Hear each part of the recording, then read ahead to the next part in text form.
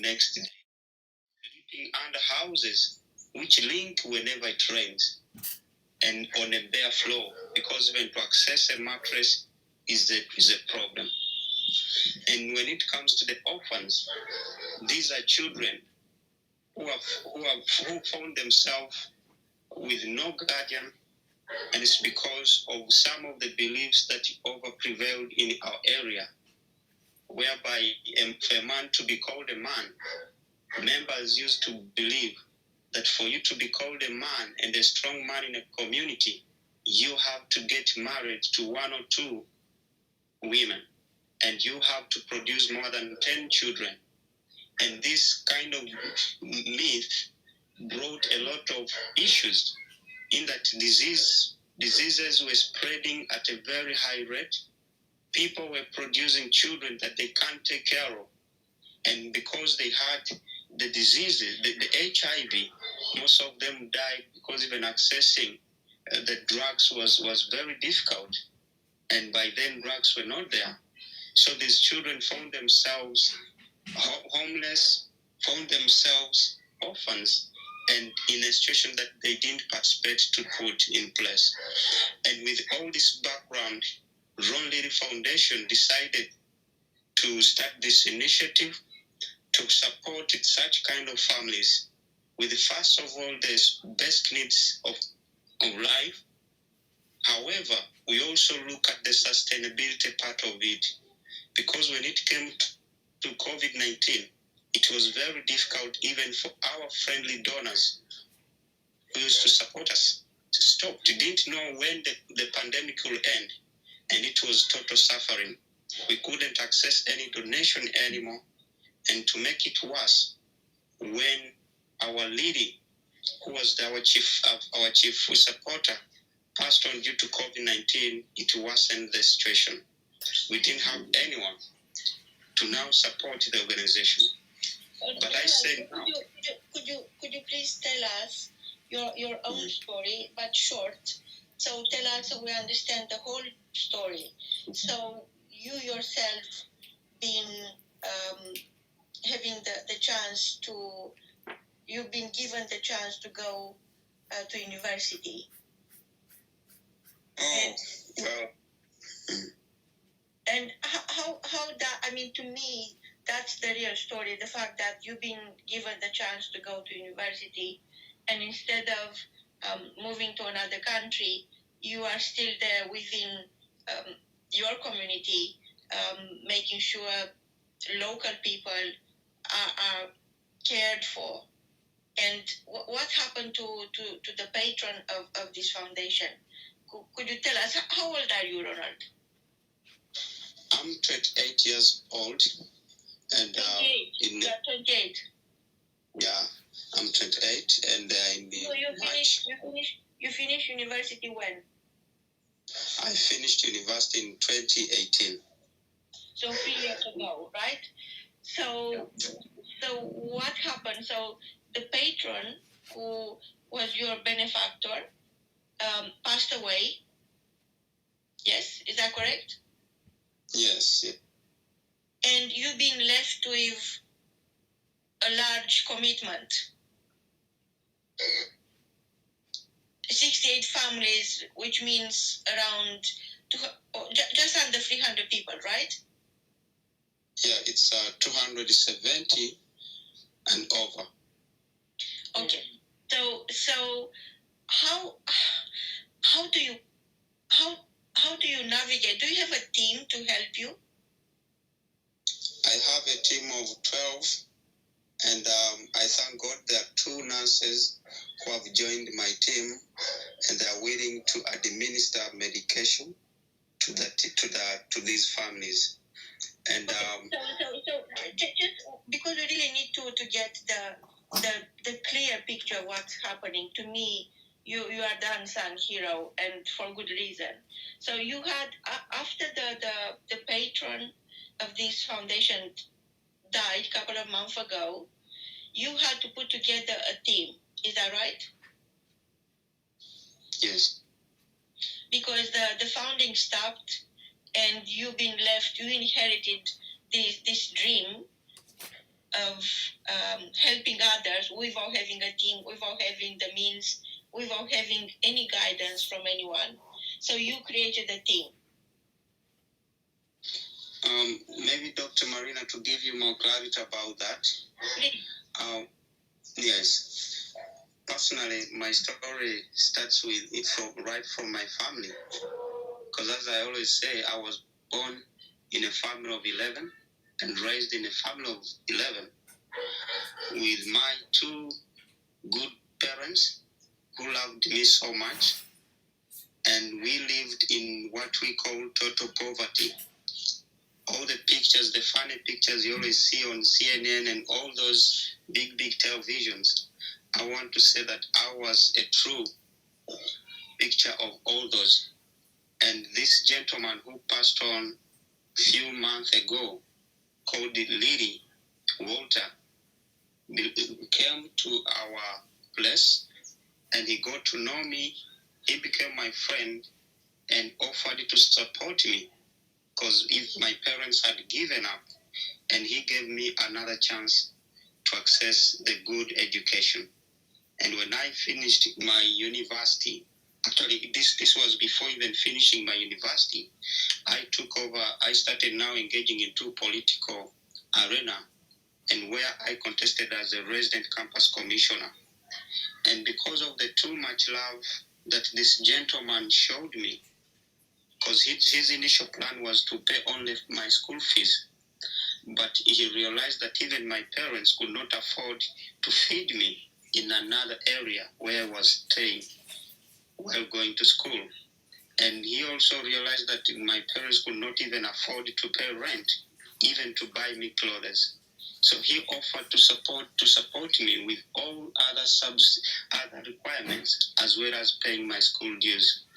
And he went ahead to believe in the vision that I had now started. Because I created this, I started this. I said now, if one person can create an impact in me, it means I can also help another person. And I used to share with him that after when I finish, I want to start a movement that can help other people who are living in the same kind of situation that I was in. And he believed in me. He didn't wait me to finish education. He said, we can start working on it. I can support you. And indeed, we started with him. We started moving around, helping the elderly people who were staying with these orphans and neglected children. And we started giving them physical support. However, as time went on, we realized that every time we give physical support, still the following day, these people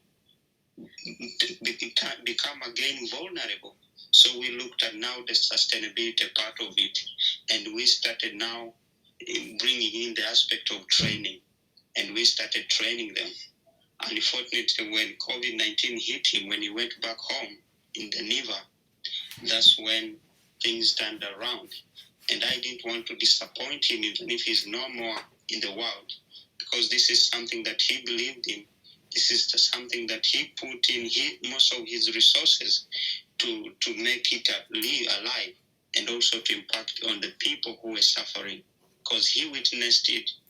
He knew all my story, and he believed in me, and he knew what I had become. And I want to say that now I have a bigger vision in my hand, and I'm not willing to put it down. And that's why at times when I get space like this, I speak like never before. And I don't think there is anything that can stop me, because even during that tough times of COVID-19, I brought in new other strategies to start asking the local people for help, those who have some food to assist one another, those who have extra clothes that they don't put on anymore, to donate to these other people. And now I have a strong team. I want to clearly say that this organization is fully registered by the Uganda Registration Service Bureau and approved by the National NGO Board of Uganda. And we legally operate. We have other volunteers who have come on board with different technical skills, soft and hard skills, and we are trying to build this together as a family. Thank you. That's brief about that. Back to you, Dr. Marina. Thank you so much for that, Ronald. So, for how many years you've been doing this, the work you do? I want to say concretely that is around now, it's coming to 5 years. 5 years. 5 years, because we are making 5 years in January 1st, on January 1st, 5 years. Wow, congratulations. That is a long time. And to go through so much adversity, and you are so young, and to be left with such a big, tall order to help 270 people every day. So to me, this is where your story is important. This is where people need to get to know you better. And the only way, I said from the beginning, the only way is by sharing your story. So you really put pen to paper, and we are going to publish your story. So to me, just a matter of what now? What do you want to happen in 2022? Well, thank you so much, Dr. Marina. As of now, I'm sure I've not even shared anything about Christmas for these people, because I'm now running a campaign, or which is it's an emergency, because now our medical kits have run out of stock, and we need to restock the medication, the drugs. And there is a GoFundMe which is running right now, and I want to appreciate the people who have reached out to support. However, we still need to hit our target. And I have the short-term and long-term goals. I'm sure you've been able to go through my bio, but I want to say that one of the short-term goals that I'm looking at acquiring more gadgets, training tools, and these are, to be specific, I need more projectors and computers, because there is that aspect of mentoring that we do, and there are other international volunteers who have offered to start training these people on Zoom. Also, the young children who still need education. And the other short-term goal is I want to continue feeding and providing clothes and medication to these people, and also continue with the mentorship programs, but it's specifically focusing on the mindset change. And one of my long-term goal is to set up a bakery project for the organizational self-sustainability, so that there is no more asking for donation, because people will always give, but they want to give something that they know it will be in position to stand on its own when they stop supporting anymore. And this is what I'm doing. And I also have a vision of setting up a training center that will offer free training services to these less fortunate groups, and also having an orphanage that is specifically set for these children who don't have anything called home. Yeah, those are some of the things that I want to, but I also understand that most of them could be a long-term kind of thing, but we can handle one at a time. And my prayer is that in 2022, if I can be in position to get this bakery project running, I'll be in position to provide employment, and also the profit that will be generated, part of it will be used to support the elderly people who can't participate in anything like other economic work, because they are too old, they can't do anything, but they still need to eat, they still need to put on clothes, they still need to access medication. And also part of the profit can be used now to educate, to give formal education to these children. And that's my vision for 2022, is to be in position to get the bakery project running. because I've done all the feasibility studies about it. Thank you, Dr. Okay, Marina. why a bakery?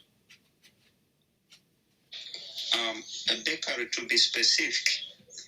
A bakery. I mean, what made you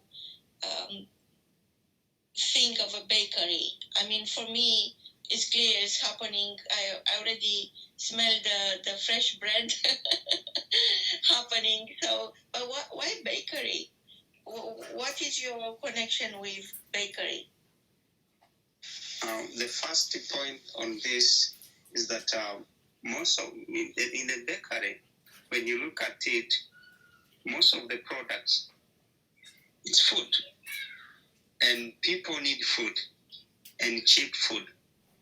However, I also understand that when you do market study, when you do market segmentation, that those who can afford expensive bread and that those who can afford this cheaper bread. So we are going to do also market segmentation.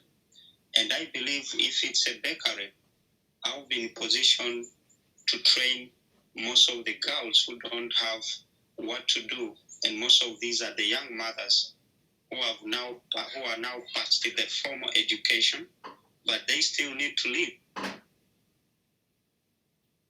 Do you have any experience? And if we can give them the new by that, yeah, personally, I have experience in a bakery because it's where I used to get the money to educate myself from primary to secondary level. Because the Charles Lilly found me, I was just in senior 5. I was left with only 2 years to enter university. And at that point, my parents had already given up on me. I was on my own. And the money that I was getting from a bakery, that it was not enough to take me to the university. Yeah. So I have experience in a bakery. Personally, I know how to mix each and everything. I know how to brand. I know whatever it needs to happen in a bakery.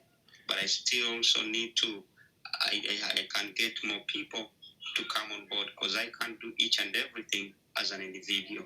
I also believe in the power of the team. So Ronald, Rudy here, I must commend you on what you're doing. And as a young man, having the strength and energy that you do and the vision is great. I'd like to take you back slightly to something that you said earlier on when you were talking about the young women who become pregnant, because this particular forum at this time we're focusing on maternal care and early childhood development that kind of leads from it. And what I'd be interested to hear, or we would be interested to hear from you, is we have, or can you tell us what the provision is for the maternity services in that particular area where you are, the local communities? What type of health facilities for maternity care? And also, you spoke about the grandmothers and the grandparents having to take on the responsibility for these young children. And what is the role of the traditional midwife? So could you, within those communities that you know, could you just give us a bit more detail about that, please? Thank you.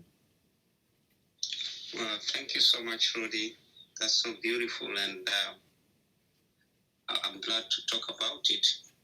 And just to give you a picture on that, I want to say in my village, in my area where I stay, the only medical facility you can get is a health center too. And this means that even the equipments that are there are not all that sufficient.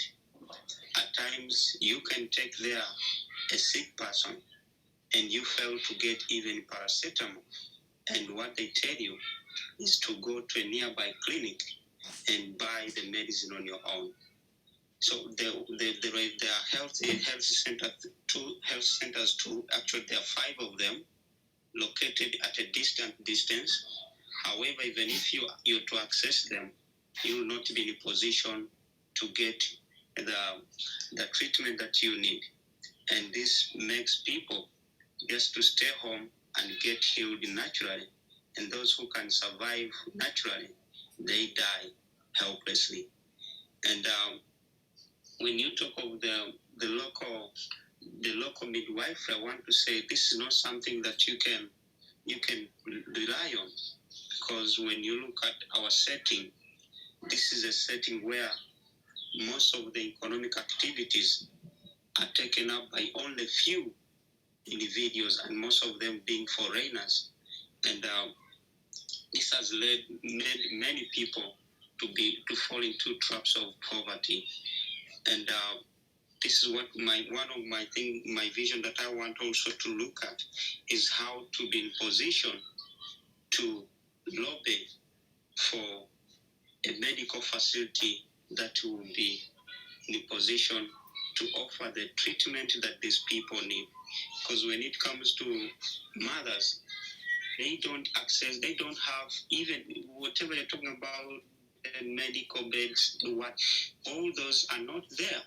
Because even if I went on a Zoom with you today, Rudy, you will be in a position to witness, because I'm just near one of the health center, and you will be in position to get a picture of what I'm saying. There is nothing totally to help these mothers, and they're left with the local specialists. We call them local specialists. These are the mothers who have produced more than 2 times, and now they have the experience to help others produce safely, which is not also safe. Yeah, thank you. I don't know whether that answers your question, Rudy. Thank you.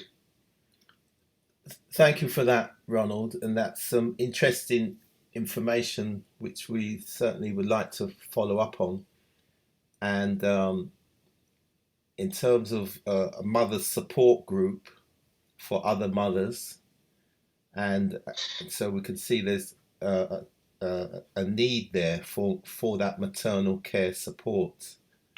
So yeah, so we'll think about that. Thank you.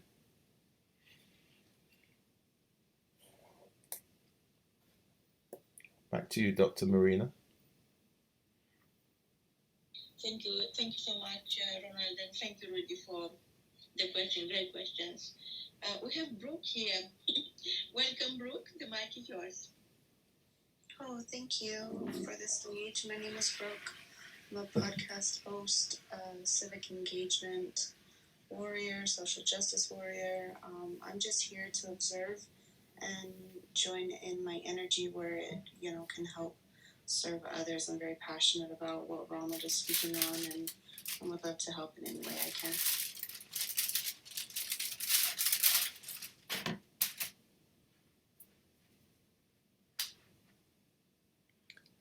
Thank you for that. And I think, Marino, that again we're moving into a new domain.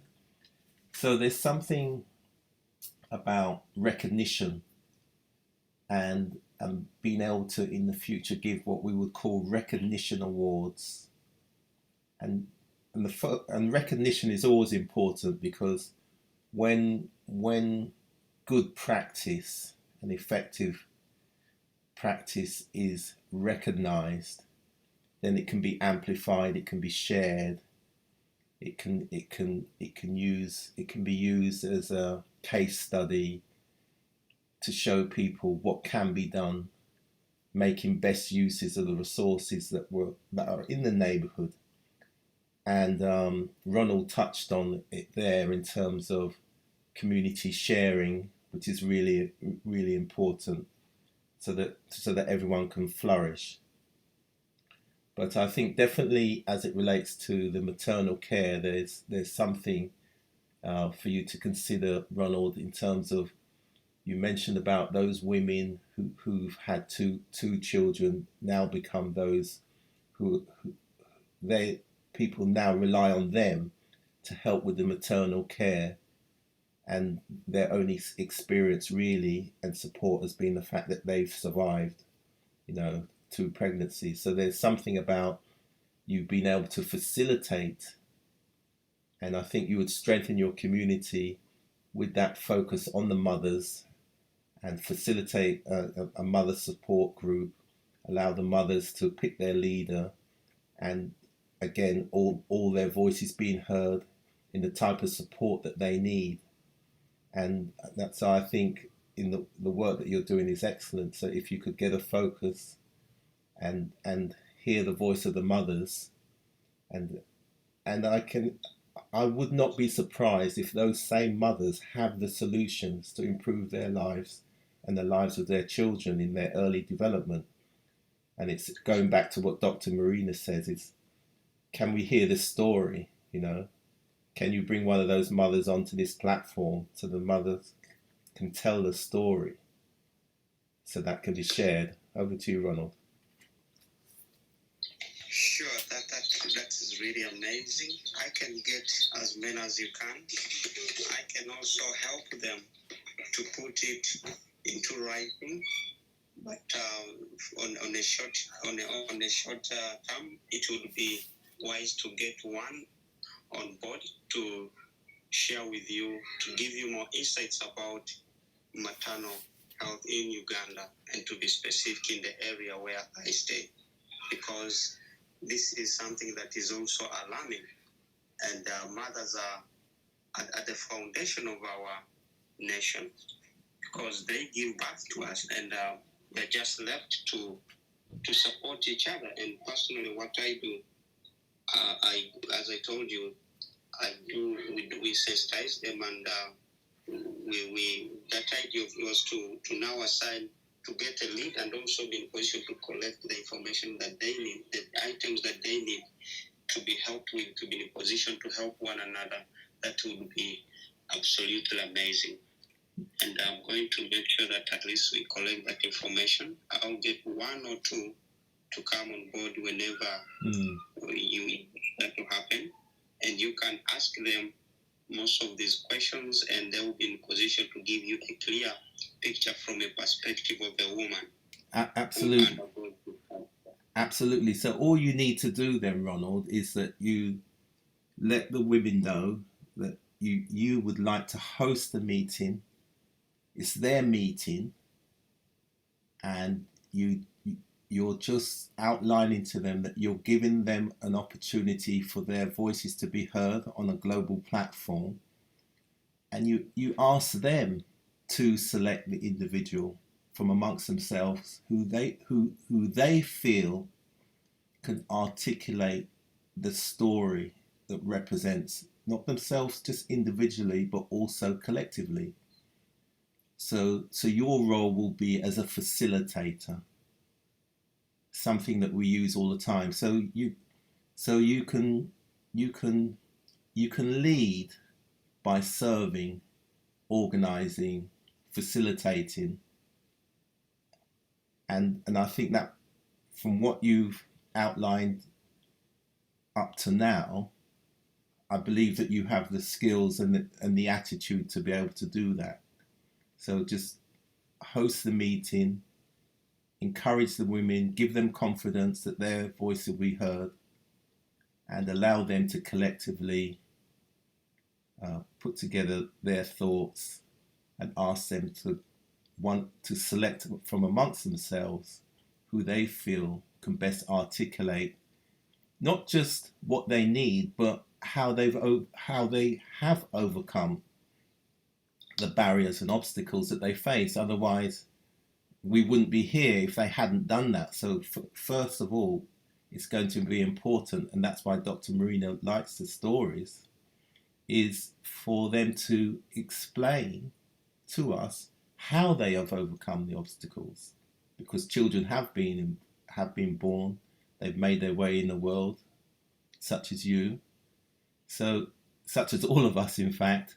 So it can be done. So it's not just a negative.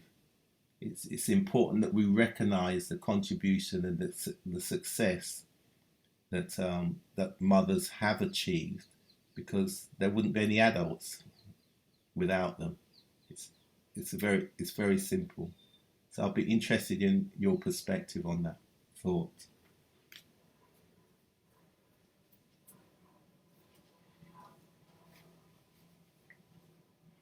Yeah, that is practically possible because personally, at least every week, I hold over 4 meetings. If it's not with the youth, it's with the children. If it's not with the children, it's with the elderly people. And if it's not with the elderly people, it's for the women and men. Because one thing that we were also trying to address is the issue to do with the violence. Because we all know that poverty brings issues in homes in most cases. Because if you have your woman, if you know you don't have money, and maybe you see a woman is becoming extravagant, you think because you're insecure, you don't know whether you'll get the money to provide for more food, you start a quarrel. And most of them rely on alcohol to cover their iniquities and also the situation they're going through, which is not proper. And we are trying to tell them that even if you're broke, it's not a permit for you to start tormenting your home. It's not right for you to start beating and making everyone uncomfortable to stay in a home. Because after boozing, why should you come back and start beating your wife, yet you've not left anything? Why should you come and ask for meat, which you didn't leave? They are giving you greens and you're like, oh, I need meat. You didn't provide it, but you are fighting. And this is something that we also serious about it. And at least most of the men have adjusted. They have now started working hard because we told them that everything is never an accident. It was not me to be supported. It wasn't an accident, but I endured a lot of things. I endured moving on foot, walking on foot for 5 miles to access education. And on a daily basis, you reach school, there is nothing totally for you to eat. And you come back with no energy because you know even at home there is nothing there. You may find only porridge, which will take you to another day. So anything that you go through, you must also stand positive, and all the obstacles can now be overcome because you're already strong. Nothing can put you down. Thank you so much, Rudy. You're such a wonderful personality, and I'm grateful to know you. Thank you. This is Michelle. May I speak?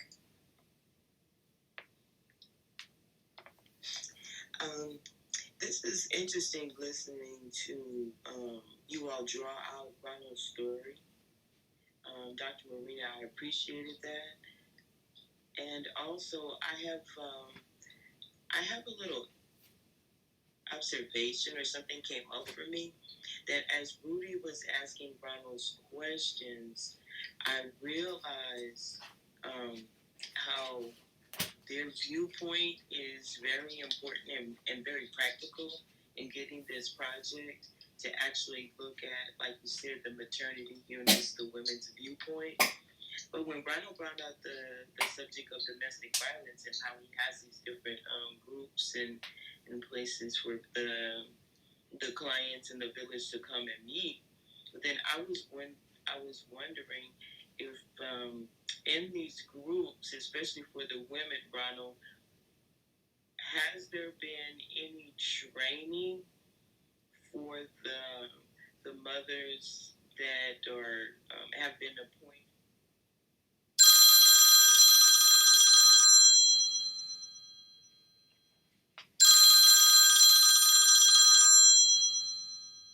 Them how they should feed themselves, how they can eat and be normal, and so that they don't face any problem when it comes to giving birth, because many can die. I was wondering though, but the mothers with that have already given birth, is there a training program for those mothers? And Dr. Marina or Rudy, for your agency, do you all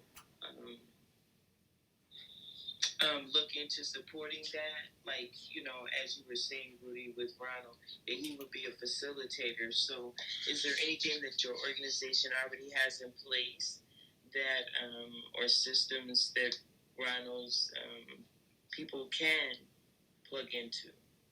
Right. Thanks for that, Michelle. In fact, what we're really doing is drawing out the ideas so it can be translated into a process. So once Ronald is able to, or when he does facilitate that meeting and hears from the women, which is most important, then we can then think about, okay, so how can we build the capacity of those women? Because the women will tell us, once they tell us what their needs are, Mm-hmm. and the learning that they need to be shared with them. Mm-hmm. So this is right now ground floor to where you're examining what's in place already and how you can support them. Is that how you're working? Yeah. I'm really interested in this. Thank you. Yeah, because what we've said is, what we've put in place first of all is that we know we need to improve maternal care as a priority, but then it's how. What is the process? And I think Ronald has come up with a good example of somebody working in the neighborhood, in their local community, with a focus on women. And of course, because we're interested in women and children's futures, now to translate some of the ideas that Ronald has into what we would call workable plans, it's important that we hear from the voice and of women, and that they really should be in the lead in being able to share their story. Because absolutely, that's what I wanted to hear. Thank you, because those of us who have big hearts and big ideas and want to help, I found along my cancer journey as being a patient switching over from an advocate in domestic violence, sexual assault, etc., all the good stuff. But now that I'm on the other side, I'm learning that it's really important that that the person is heard. I can't help a person unless I know what they feel and what they need. And I'm so glad to hear that you all are focusing on letting the women tell you what they need through their stories. And I really appreciate this. I've been taking notes in my mind, in my heart, and on paper, and I'm listening. Thank you so much for sharing. I appreciate this. I release the mic. Thank you, Michelle. And the term we use, I call it thinking within the system, is all voices must be heard. So it's the role of some of us to facilitate that within systems, that all voices must be heard. Because it's important that we recognize the achievement of those women as well. They would have achieved a lot, and it's important we recognize that, and then hear from them the type of support that they need. And then how do we then do the necessary knowledge transfer that will enable the improvement of the lives of their children, their health, and we're focusing on health at this point in that area of maternal care. So again, Ronald, we're clearly focused in the maternal care of the children, but we also know there's great assets within those communities. As I said, the traditional midwife, and you may be surprised, once you start to hear the voices of the women, they will start to tell you that there will be women within those communities who's probably delivered literally thousands of babies, and they can tell you exactly what those children need at that stage in their lives. And that's why we must hear those stories. Yeah, as you guys were speaking and Michelle asked about training, the first thought I had was exactly that. That um, when we go into places offering training, we have to be very careful about, one, is it even needed? And two, is the training that we would provide, as like me as an American who grew up in the U.S., would I be providing the training that they actually need in their country? Absolutely, and it's either replicable or translate to the culture. So yes, absolutely. Exactly. That's exactly why I would want the training to start with those women and then see if there are any gaps that are obvious or anything like that. Right. Yeah. Right. Anything that they want that they don't have access to. Exactly. And take that approach first. Exactly. The training actually starts with us, because that's why it's important for us to understand. Yes. So the training actually starts with us to understand, right? So there's a term we use in policy implementation. I always say is read the policies. What does the policy say? Observe the actions and apply the remedies. So we first have to listen, and I was saying it earlier on, because if we listen to all voices, we'll get a consistent picture. And from there, then, so we're being trained to understand the situation and the environment that we are actually in, because we want to succeed as well. And I'm always saying that knowledge transfer and capacity building goes both ways, because when you go into a community, go into a situation, you need to understand. So we're training ourselves to listen carefully and understand, and you get that consistent picture by listening to all voices, and then we can then apply our expertise in the areas where people have said, actually. And when you ask people, what are the areas of support which will add the most value to your lives, and people will tell you. Yeah, as a matter of fact, when we were talking about the beds, the previous conversation, one thing that jumped out at me, and the reason I asked Dr. Marina about the kinds of beds, is because if you have people that have lived sleeping on, say, a mat on the floor, like that's a normal bed. It's not that they're that they don't have a bed. That's what they use. And if you give them a bed that is soft, it may not be comfortable. It might actually be uncomfortable. And so that's why I was asking about what kinds of beds do they want? They may want a nice soft, medical style, bed that you might get in any hospital anywhere, but they might, it might not be comfortable to them. So it'd be worth asking that question, even about the beds. What kind of bed do you want? Do you want? I have to say this. I gave birth, and I know what kind of bed a mother who gives birth wants. I really know. So they don't want to be on the floor. Trust me. They don't want to be on the cold floor with their baby. And it's that simple. No, I understand, but it's that simple. On this specific topic, we are very specific about this project. This is not about what they want. This is about giving birth and resting after birth on cold floors. And we want to eliminate that. That is not acceptable. That is not humanly acceptable. And yes, there are people who choose to sleep on the floor because that's their choice.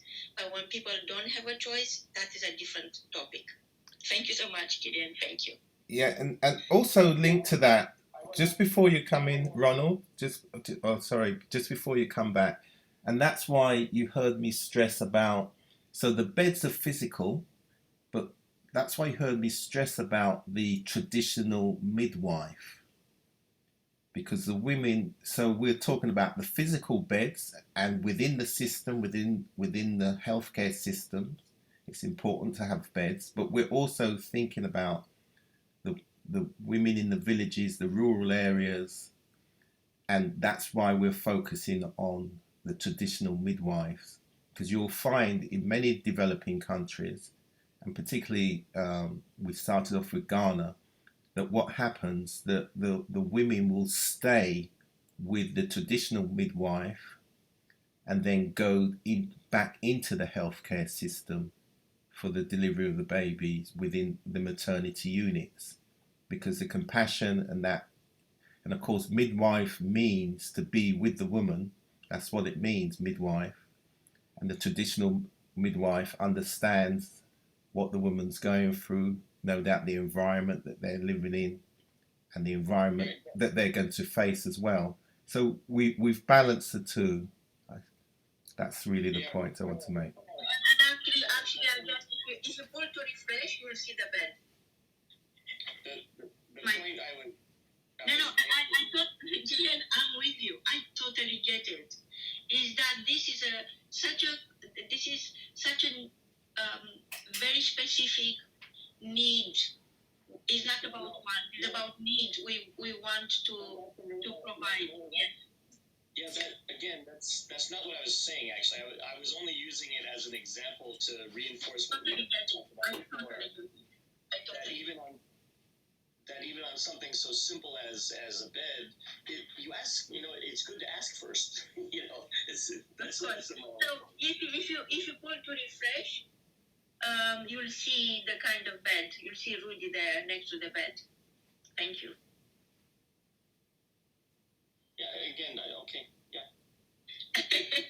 Thank you so much. So we are here to say thank you for your support and thank you for the last Friday fundraiser, as Pete Cohen said. And I would love to invite everyone to celebrate this season, knowing that if you want to help somebody, there is choice, and if you want to show your gratitude for your own life, again, there are choices you can make. And personally, I feel that the experience we had last Friday was the best room ever in Clubhouse, and I do spend a lot of time on Clubhouse. So I'm really grateful for everyone who supported this project, and the project is carried on. Is carrying on into 2022. We are going to have help other organizations. Possibly will find a way to help Ronald's organization. Frank, he is involved in a beautiful organization with amazing with an amazing mission, and we are ready to help Frank as well. And his the point I'm trying to make is that when you know the people who are behind that project, you understand better the needs, and it's never one size fits all. Really just demonstrated that this model, which we start to develop and create success stories around, is simply based on reality and is based on how best we can look at helping others from a point of view of being efficient, from a point of view of providing solutions, not just the mission statement, not just a big brand or a small brand. It's not about that. It's about the people, the actual people we can help together. To me, this is all that matters. To me, it's not about having a position with a grand organization who never deliver a single project in the last 3 years. So to me, it's about what we can do, what we can actually do to help people who need help. They don't want help. They are beyond that. They lost hope. They need help, and that is the reason we got together. And I'm so grateful for everybody who is supporting in a little way, in a big way. Doesn't matter. What is important, what we are delivering together. And I'm so grateful, Rudy, for your vision. And as a man, I can't even tell you how powerful this is. So we are not talking about changing the world. We are talking about providing beds for mother who give birth and they have no choice but to rest on cold floors. This is what we are talking about. And Ronald is talking about making bread, and he's talking about helping women become independent, financially independent, being able to provide for their own children. So you see, if you look at the ripple effect of this, then you understand why we are here. We are not here because we have this role or that role. We are here because we are humans and we understand when others need, and we understand that all voices must be heard. In Rudy's case, he is building a legacy to honor his mother. And his mother was one of the most amazing women who never got recognition for who she was, who she never got support when she needed. And this is what we want to change. This is the kind of change we want. And I know it's not we are not talking about billions, we are not talking about millions, we are talking about a group of people who would do better with our support. This is what we are doing here. So again, this is to celebrate the people who support the need to help others, the people who don't necessarily know, much about, like me. I don't know anything about organization, charitable organization. It's a huge industry, but I understand people. I'm a good listener, and I can definitely make your story go around, and I know your story changes. Sharing your story changes your story. This is why I asked Donald to share his story, because that is going to change his story, and with that, he is going to change other people's story, humanity's story. If you look at the bigger picture, it's made of these small, tiny dots, 8 million dots. We are all part of the same picture.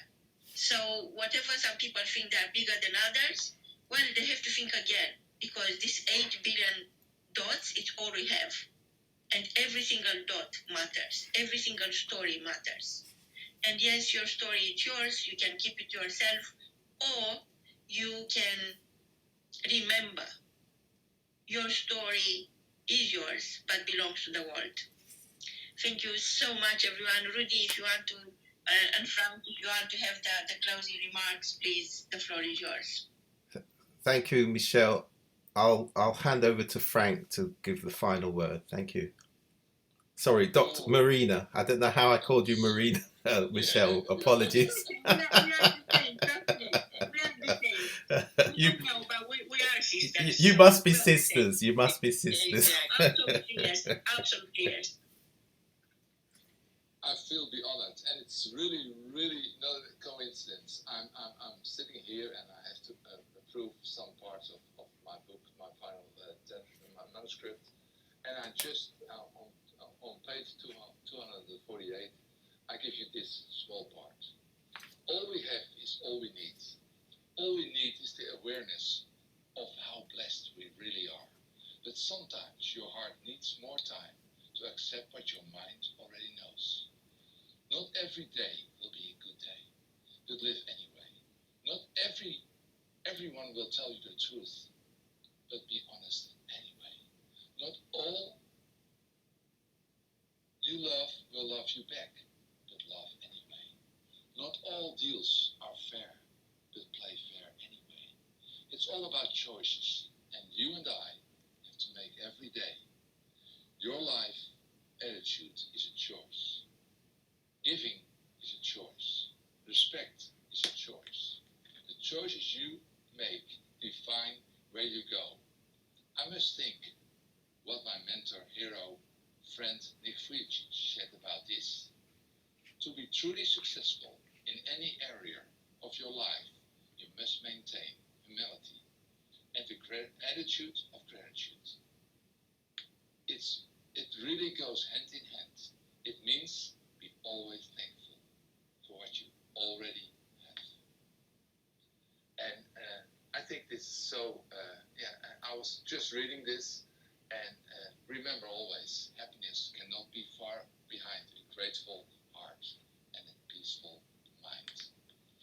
And I think that's where we are at the moment. And it's all choices. And some children and women have no choice. Things happen, but we have a choice to do something about it. And I'm with Nick, and I'm with all of you, and we can make the world a little bit better every day by doing what we are good in, and that's giving what we have and enjoying what we have. Thank you. Wow, thank you so much, Frank. Thank you, Rudy. Thank you, Angela, Michelle, Ronald, Killian, Marie. I know you are too early now on a time zone difference. And thank you, Natasha and Victoria. We are going to say goodbye for now, and we are going to come back next year with more projects and more exciting news about how we can get together to help the people who need our help. Thank you so much. Happy celebration season, and lots of love from all of us. Thank you.